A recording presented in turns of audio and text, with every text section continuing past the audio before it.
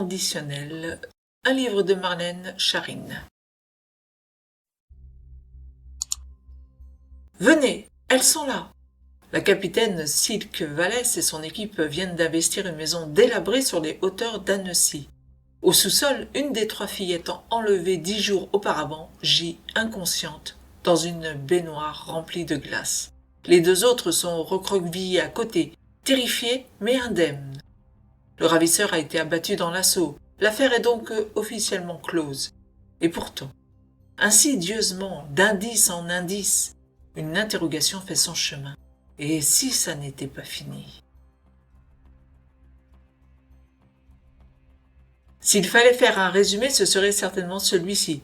3 victimes, 3 mères, une flic et une question. Quelle sentence mérite celui qui a martyrisé parfois jusqu'à l'innommable des enfants? La mort, bien sûr, me direz-vous. Oui, mais revenons en arrière.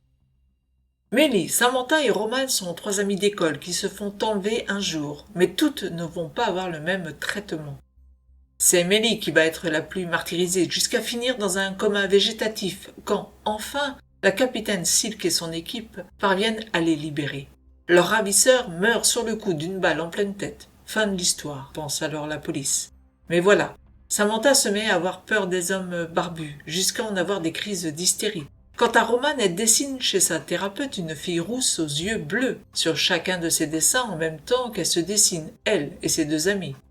Qui est donc cette fille? Très vite, si la police a clos elle l'enquête, Garance, une des mères de famille, n'est pas de cet avis-là. Quelque chose cloche, elle le sait, elle le sent. L'instinct de la mère parle en elle, et elle est bien décidée à découvrir qui serait le fameux marquis dont sa fille parle. Un marquis qui serait tiré d'un livre de contes. Mais s'il s'agissait d'autre chose, non pas d'un personnage de conte, mais d'une véritable personne. De son côté, la capitaine Silke, empêtrée dans ses problèmes personnels, sent elle aussi qu'il y a des zones d'ombre dans cette histoire trop rapidement conclue par la hiérarchie. Mais elle ne peut poursuivre son idée, empêtrée qu'elle est avec sa mise au placard, un mal-être persistant depuis la mort de son fils Gabriel, âgé de 3 mois, et une ancienne enquête foirée. Peu à peu, les pions vont se mettre en place, les mères vont mener l'enquête et découvrir l'ignoble vérité. Mais comment faire face au marquis? Comment lui faire cracher le morceau et quelles sanctions lui donner? Le laisser indemne aux mains de la justice ou délivrer soi-même la sentence? Cruel dilemme. Livre de femme, livre de mère. Ici, l'autrice fait la part belle au genre féminin. Les hommes ne sont pas exempts du livre, mais ils ne sont pas les héros. Ils accompagnent leur épouse, leur ami, leur supérieur, leur enfant. Dans Inconditionnel, Marlène Scharine a choisi de s'intéresser à la loi du talion. 3 femmes que tout sépare, car si elles sont amies, elles sont de classes sociales différentes, ont des situations maritales différentes, et surtout des enfants devenus victimes aux traumatismes différents. Mais si ces mères souffrent différemment entre pleurs, révoltes, toutes vont finir par converger vers le même constat. Il faut venger leur enfant. À travers ce livre, on suit leur cheminement individuel, chacune appréhendant le drame différemment, à la hauteur d'ailleurs du vécu de leur progéniture. Comment réagir, où trouver la force de rebondir? Le caractère de chacune va alors se révéler.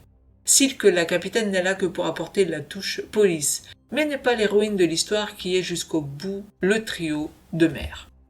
L'approche de Marlène Scharine est intéressante. Le biais par lequel elle aborde son sujet dénote de ce que l'on peut voir dans d'autres thrillers plus classiques. Cela fonctionne même si le rythme ou l'intérêt peut baisser, car forcément la psychologie des personnages prend le dessus sur l'action. J'ai moins aimé d'ailleurs les moments du capitaine Silke où l'auteur se penche sur son histoire personnelle et ses ressentis. Finalement, comme elle n'a que peu d'interaction avec les héroïnes, c'est vrai que cela n'apporte pas grand-chose à l'histoire, hormis peut-être vers la fin, où on peut comprendre certaines choses. Mais fallait-il autant appuyer sur son mal-être? Pas sûr. Il y a aussi les sauts dans le temps, qui peuvent aussi perdre le lecteur, qui est obligé alors de se resituer dans le récit.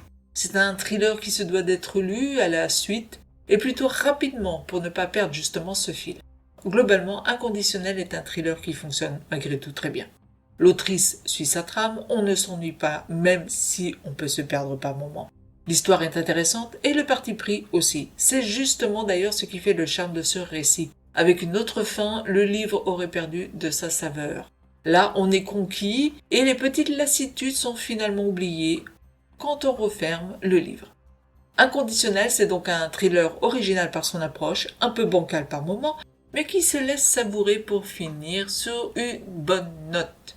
Et un thriller donc auquel j'ai mis la note de 4 sur 5. Voilà, si vous avez aimé la vidéo, n'oubliez pas de mettre un pouce vers le haut, de commenter, si vous avez lu le livre ou si vous comptez le lire, de partager, de vous abonner à la chaîne si ça n'est déjà fait. Et moi je vous dis à très bientôt pour une nouvelle lecture sur détournalivre.com.